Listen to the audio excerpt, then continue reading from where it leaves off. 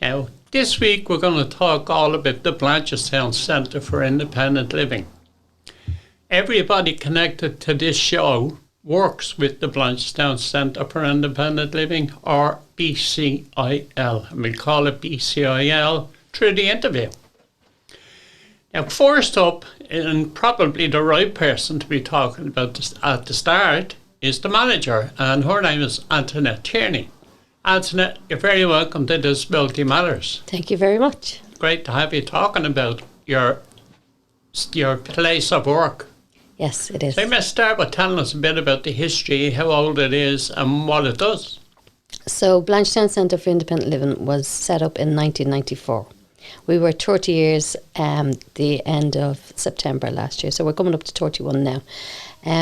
We were set up, we came from America originally, but we were set up with people with disabilities so it's the philosophy of independent living. It's to encourage people to live independently in their own home instead of being institutionalised. It started off quite small and it's grown over the last 31 years and it continues to grow. We have we started off just with a couple of people and now we are looking after 352 people. Wow. And as I said, it's grown. I think last year when we spoke to you, it was 300. Yes. So it could show you the rate of growth. Absolutely, and there is, and it's Dublin 15 that we look after. So it's a lot of people for this area. Now, I know Dublin 15 is expanding, and we are getting more referrals in as we speak. We haven't got to them yet, but most of the people that are in the Dublin 15 area do use our services for day centres. And you expect it to grow over time? Oh, absolutely. The demand is actually expanding very quickly. And we've gone to a younger age group now. It was a lot older, but because of the day centres and younger people with disability who are reaching out looking for help, most people were looked after in their own home from the parents now, so and didn't really know our service. So now our service is reaching out to young people, which is great relief for the parents.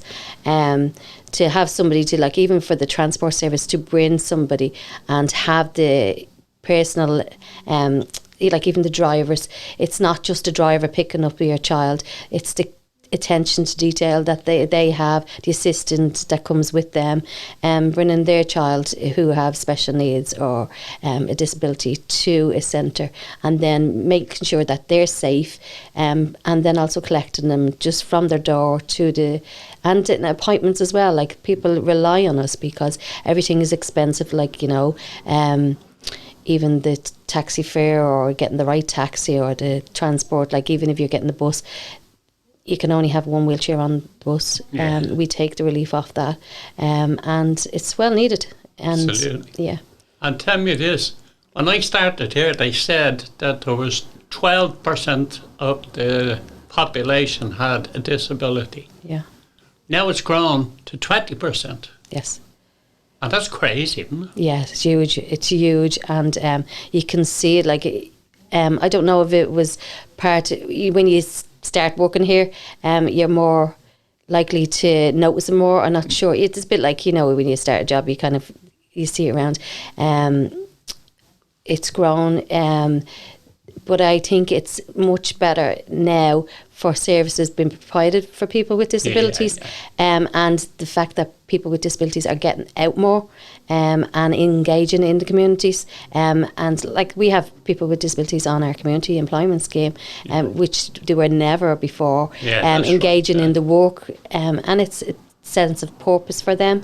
And also they're not just sitting at home or in institutions. And it's huge to the value of their lives, and they're engaging with different things, and they've a lot to give, like training, development skills, like life skills that they can bring into the workforce, and also they can contribute back into the society, making the roads better, even with the access audits that they do, being on the radio, doing information, because they have lived experience of what these people need. People with disabilities are the best people to say this is the best service, or we can help you with this.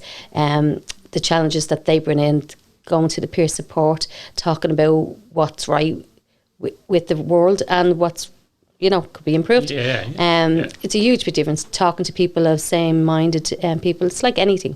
If you're going to discuss anything that matters to you, you want to be around people that absolutely get it. Absolutely. And it's very good. So tell us about the services that you have and that you provide. So we cover a number of services. The first main one that we originally didn't start off with is the transport service, and that has grown hugely over the last couple of years, especially around 2018. We started off with one accessible wheelchair van, and we now have 4. We were lucky enough to get money from the Community Recognition Fund this year, so we have an electric van. We also were lucky enough to get funding for a 17-seater, because that will bring people that are not wheelchair users and into their day centres. It just takes the capacity of the wheelchair vans to have these adult children. I'm going to say adult children because they're just young, to bring them to the day centres, and they can all go together, and then we're going to use them for activities for them to be able to go together. So that was the service, because they like to be together, and as I said, when they're going on buses, there's not room for everybody, and they just need a little bit more care. When they're all together, they have their own little bit of fun. Of course. And that's what we're here to provide. We have a home support service who help people in their homes with just day-to-day running of their homes that might need a little bit of extra help. So all the things they can't do, we do for them. We do for them. We don't do personal care. That's the only thing. But everything else that they need a hand with, we do.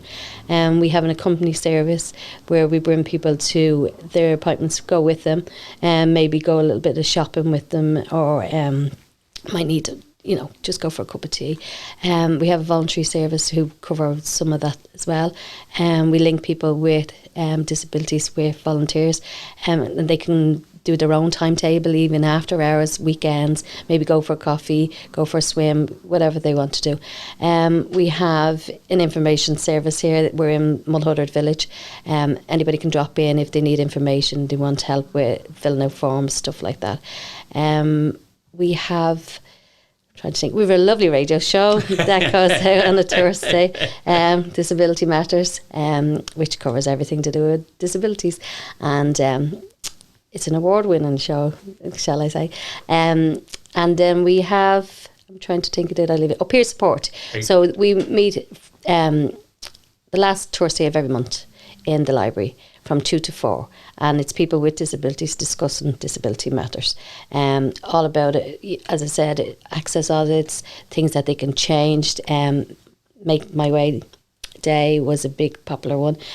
We also have a garden that we use for people with disabilities. It's Accessible Garden. It's beside Genesis in Corduff, and we'll be using it next Wednesday for Eradication of Poverty Day.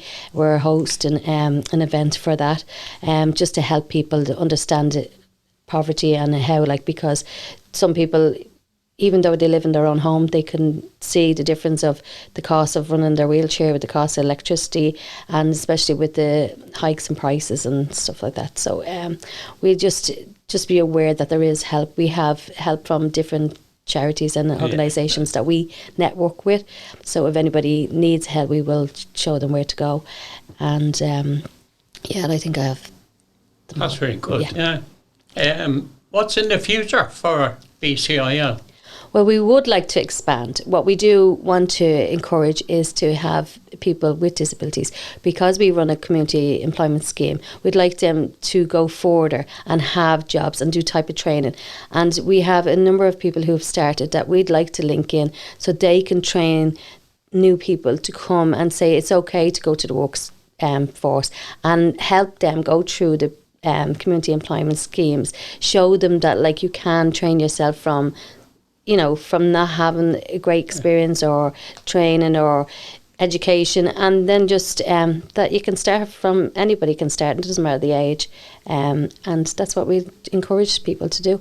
because it's hugely beneficial for people to come onto community employment. There are training courses available. And it's also speaking to people who have already been on it. Very good. It's a way of life, you know. And we can link people into training courses. Yeah, absolutely. Yeah. And we host a couple. We work well with the DDLTB, we've worked with Empower. So yeah, it's a great success. Very good. Last thing, tell us a bit about your own role. So I took over as manager in 2020, actually it was, when the pandemic started. Great time to start. Yeah. At the time we had one wheelchair, going into 2 wheelchair vans because we got one donated to us. It started off small. I was on community employment myself, and then worked my way up. As I said, it's great to see, you know, how that works for people.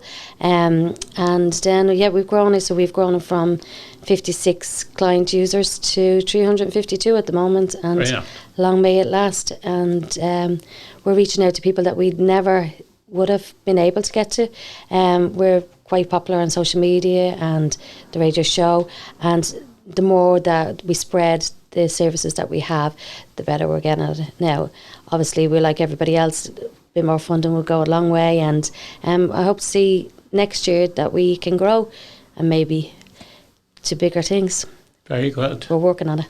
Antoinette, thanks for talking to us about Disability Matters. Thank you. It's our pleasure. Next on our BCIL Day is Geraldine Rooney. Geraldine, you can tell us all about your role in a sec, but for now, thank you so much for talking to us at Disability Matters. Thanks very much, John. So you might start by telling us about your role, what it is and what you do. Okay. John, I'm the Development Officer here at BCIL, and I work on the disability side. So, as you know, we run a community employment scheme, which provides our staff, and then on the loan side would be myself, who is dealing with people with disabilities. And then I encourage our staff to get involved, take up different roles along the way, whether it's been involved in our volunteer section or our peer support. So I encourage people just to learn the ropes of the philosophy of independent living. So we do it nice and slowly, nice and easy, and we immerse people in that philosophy. And you also network with a lot of other outside groups, don't you? We do. This is a way of getting our name known. As a small community organisation that punches well above its power and strength, I suppose you could say, we network with everyone. We actually network with CRC a lot. We have joined different committees with them, which also leads to us gaining more momentum going towards the Disability Federation of Ireland. And it's having people's voices heard at those talks, which is really, really good, because it's not just our organisation, it's the people. It's, you know, the residents of Dublin 15 who have a disability are the members and are the people whose voices count the most. So it's encouraging them and getting them involved in different projects. So I suppose I can talk about what's coming up now is our eradication of poverty. And that's that 1 sec. Okay. I just want to let you know that we were talking to somebody at one stage who was at a conference in Limerick. The conference on intellectual disability. And your name was mentioned, and BCIL's name was mentioned. All right. So the word is out there. Oh, yeah. And people recognise the good in what we do. Well, it is. I mean, we do try to get out there. As I said to you, we network. I do find that the Disability Federation of Ireland is a great way to network with different groups, because we're all singing off the one hymn sheet. We're all about having self-advocacy and empowerment for people with disabilities, and it's to have politicians and councillors, etc., listen to the people who are at the coalface of disability.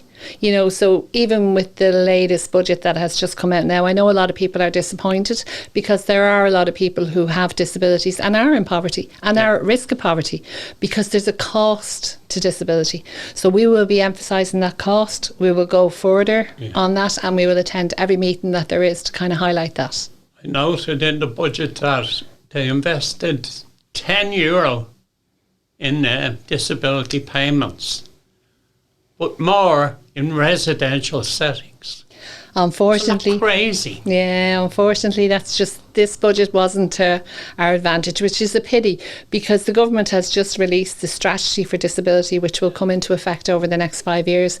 And it was beautifully presented, looked great, read really well, but then turn around on the other hand and, this has happened. A lot of people can't wait 5 years. Exactly. They need access to assessments, occupational therapists, etc. Yeah. No, And but it's then- not happening. No, it's not, John, unfortunately. And this is what happens. Like, if you have a disability, there is a cost.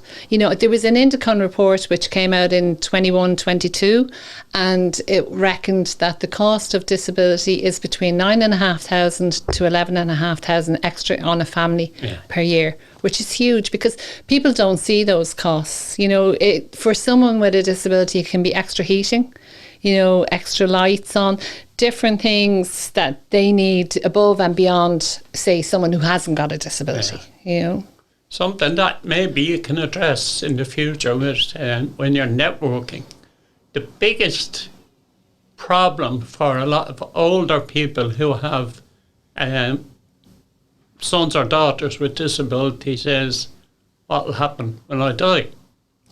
Where will they go? That's huge, John. Yeah. It has been huge all along. I mean, and going back even, I suppose, 10 or 15 years ago, there were programs done on that where people were really worried about places because they could see this coming. They could see, different organisations been hit, places going down. And while every organisation now seems to be encouraging independent living, not everyone is able for Not independent everyone is able for Not it. yes. I think that's a given, Yeah. Now, through the year, you've had some events, day events that were very successful. Might tell us about one or two. We have a lot of events where we meet the councillors in the area.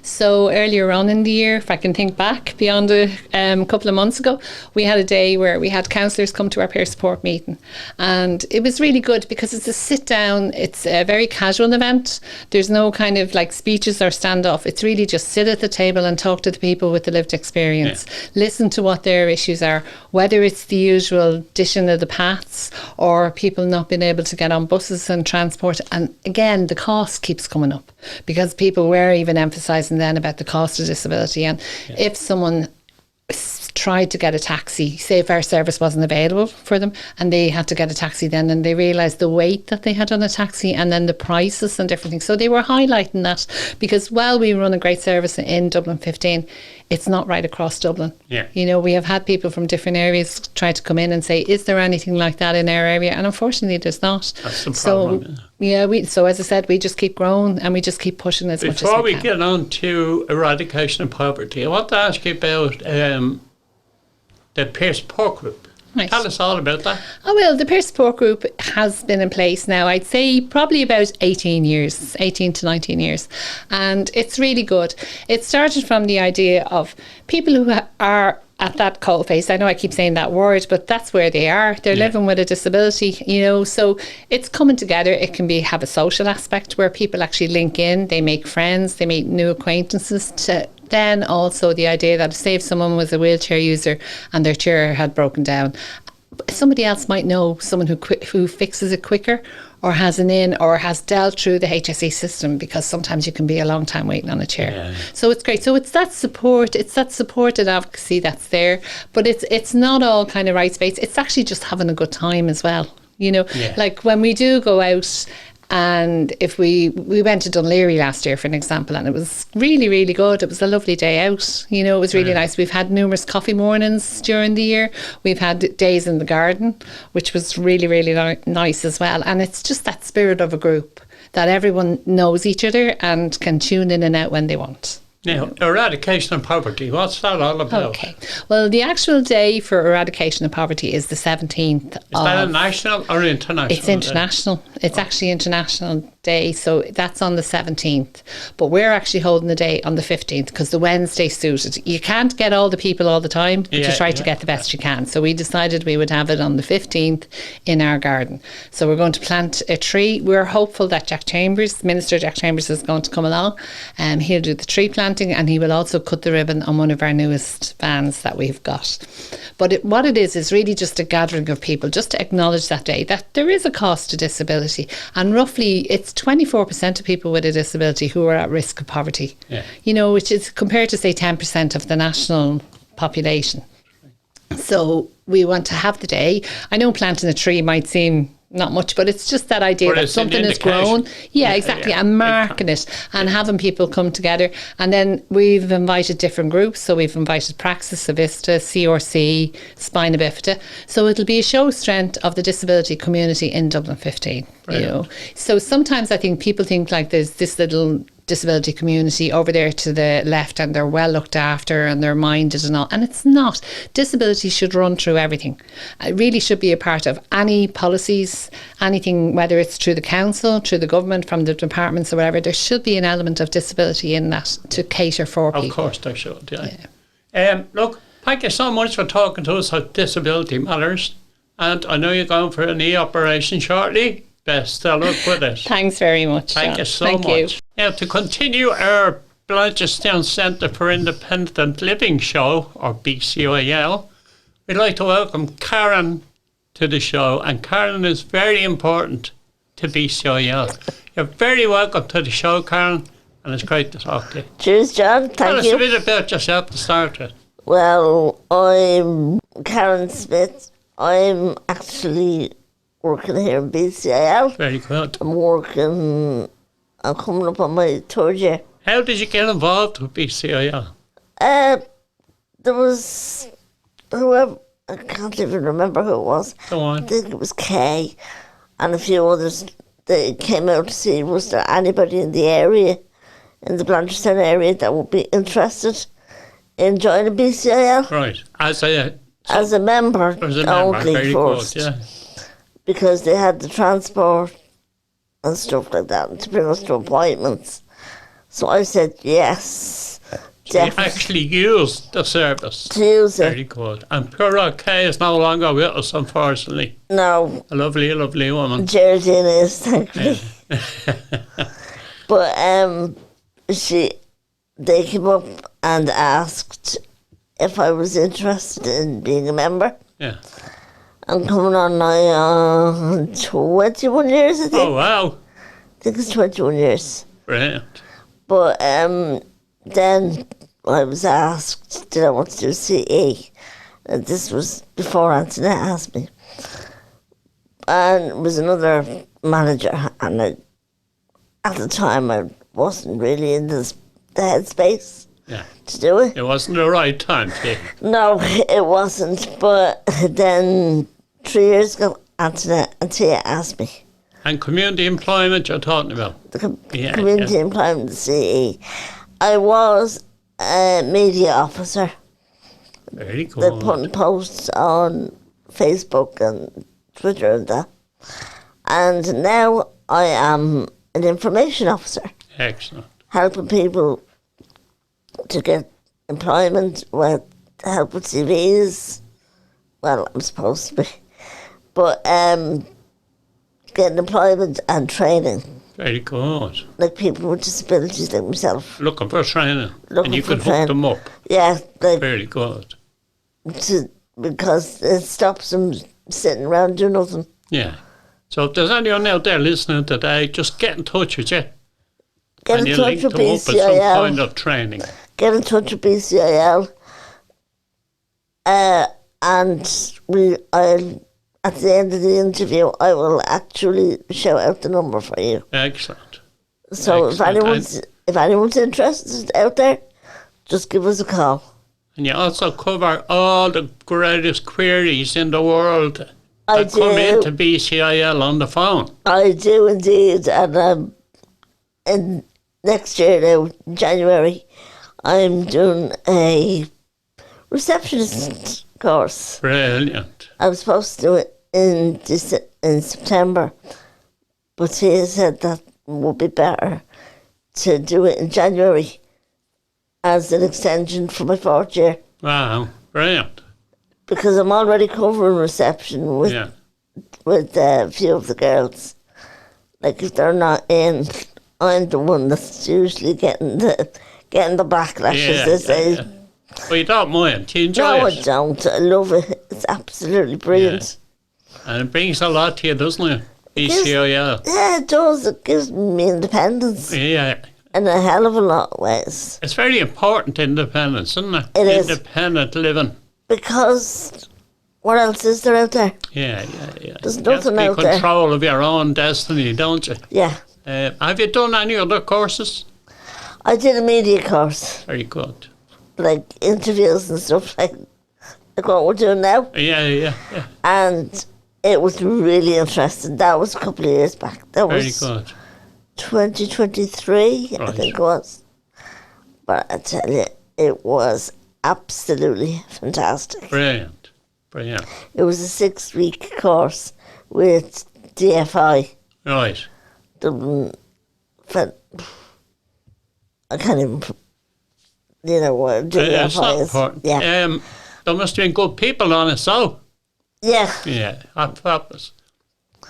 But I tell you, it's actually really good working here. And tell me this, you also go to the peer sport meetings. I do. Right. And what happens there?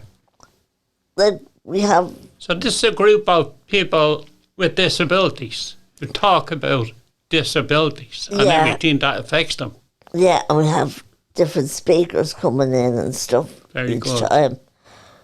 But it's mostly just a get together of like friends, Yeah.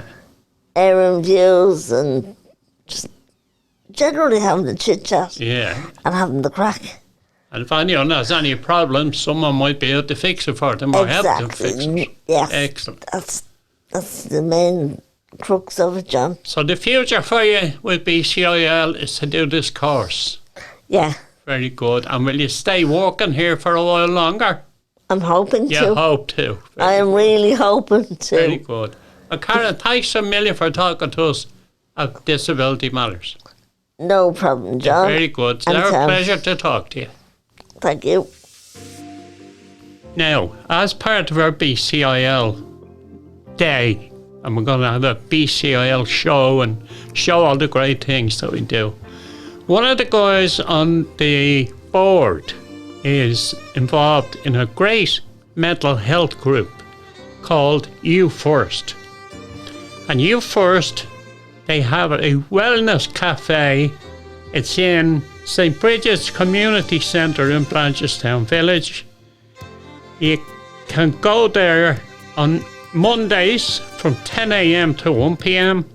and 6 p.m. to 9 p.m. Wednesday from 6 p.m. to 9 p.m. and Sunday from 11 to 3. And what they are is a listening ear. If you're struggling with your mental health, go and talk to them and listen to other people in the same position. It's a listening ear. There's friendly faces and there's definitely a lot of fun and all are welcome. It's a peer support meeting and tea and coffee is provided. Now, costs a few quid to be able to run that. So what they're going to do is they have a quiz night. It's in St. Peregrine's GAA Club, Blakestown Road, and the air code for that, if you need it, is D15PW80. It's on Friday, November the 21st from 8 p.m. Table of 4 costs €20, and there are spot prizes available, and they are You First and they're mental health warriors. So why not go along, have a bit of fun and enjoy your night. Thank you.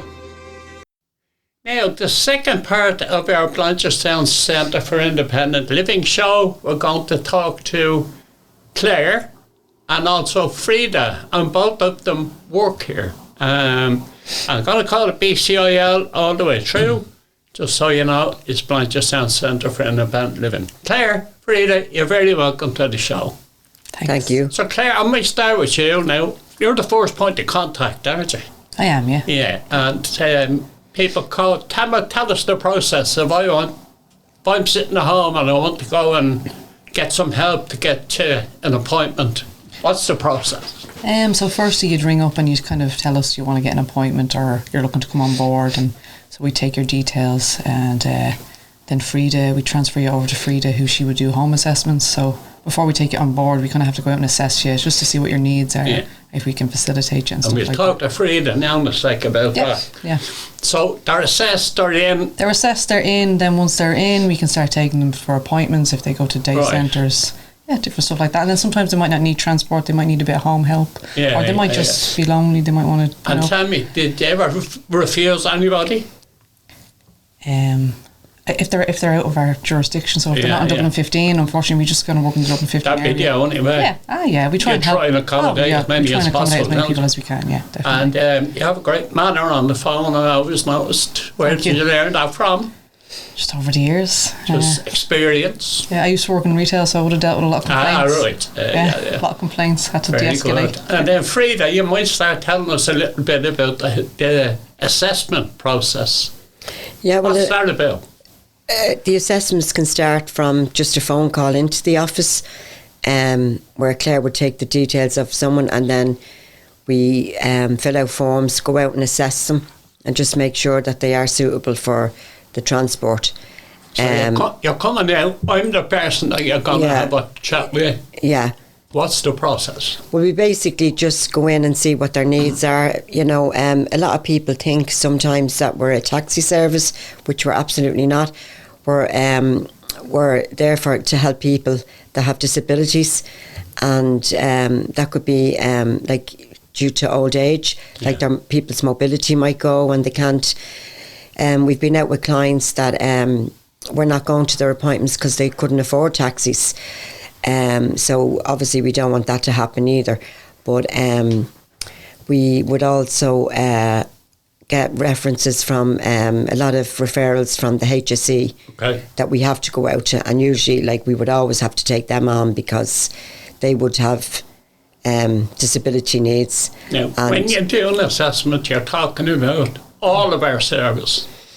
Yeah, well, the only transport, home help. Home help, yeah. Bit of gardening and all that type of stuff. But the gardening, no, we don't really go out. A lot of them would be clients that we have, so we already have assessed them, and we know that they, they might be living on their own and they wouldn't be able to do the gardens or whatever. So generally for that end of things, we wouldn't. It's more like for the transport and the home help. Okay. And when I started here, there was 12% of people had a disability in the country. Now it's 15. When I started here, the last time you spoke to us, we had 302 on the books. Mm-hmm. Now we've 315, but we also have a waiting list that's separate from that because we're after getting a little bit of help from the HSE, so we're after investing in more vans. All right. And but the only thing is they are working to full capacity at the minute.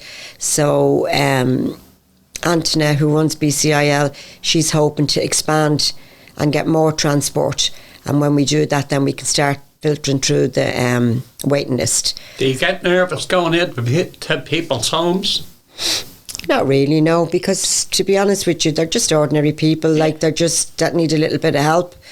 And to be honest with you, we've never really had any instance with anyone. As I said, they're always very welcoming, and they just want a little bit of help for, whether it be to the day centres or transport or a little bit of help in their house, And do you go alone? No, I never go on my own. I always have someone with me. Yeah, and that's just for safety and just in case. Yeah. Never had to be, but no, but it is. It's better to have two people there because it just works better. Yeah. And did you ever have to say no to anybody? Yeah, we did. We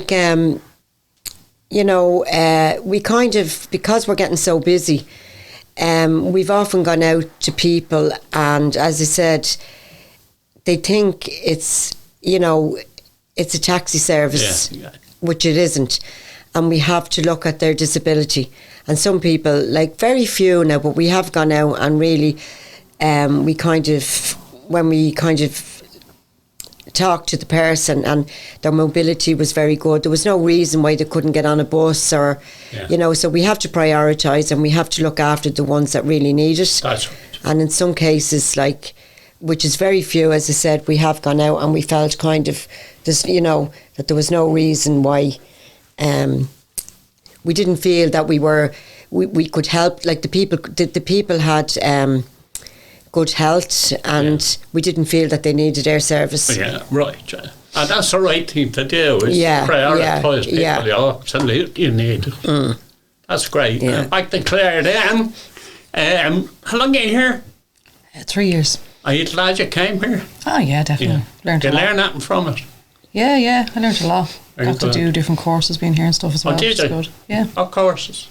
I done a psychology course. The start of the year, then I done an SNA course. I found that really interesting, and I got to do then work experience during the summer with that. Very good. So I got to work with special needs kids. And when you're finished down here, because you're on community employment and it only lasts so long, do you hope to go and do SNA?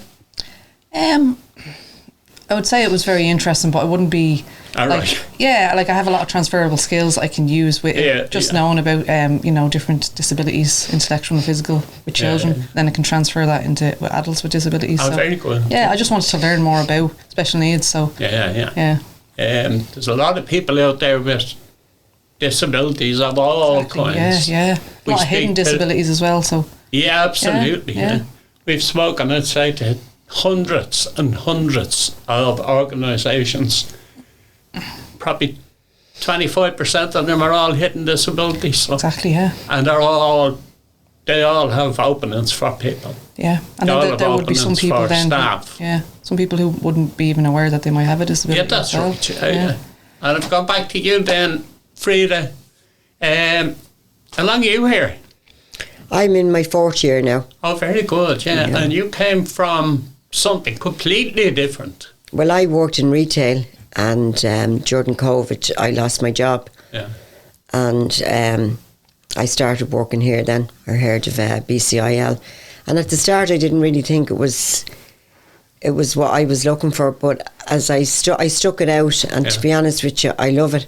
Did you ever think that you'd be doing what you do now? Because your job is the busiest here. Yeah, no, not really, you look no. after all of you look after everybody who uses the service. Yeah. No, I to be honest with you, when I started, as I said, when I started out at Force, I didn't know whether the job was for me, but as I struck it out, and I have to say, it's probably one of the best jobs I've ever had. Yeah. Because it's very satisfying. Very rewarding. Very rewarding. As I said, you feel like you're doing good. Yeah. You know, for the community, and I'm sorry that I didn't do it earlier. Yeah. You had a good teacher when you came here first? Yeah, absolutely. The girl that was here, Marion, she was retiring, so I took over her role. Very good, yeah. But she was very great. Like she taught me through everything, and I'm sure she was, she loved the job as well. But unfortunately, we're on a CE scheme, so we have to leave when we. There's limits to that. Yeah. You're lucky, like myself. You're over 60 and you get to stay here for a while. Yeah, but I wouldn't have it any other way. Because I enjoy it. Great, isn't it? And tell us, Claire, do you ever get a bad call? Challenging calls. Yeah. I wouldn't say bad call. How do you deal with them?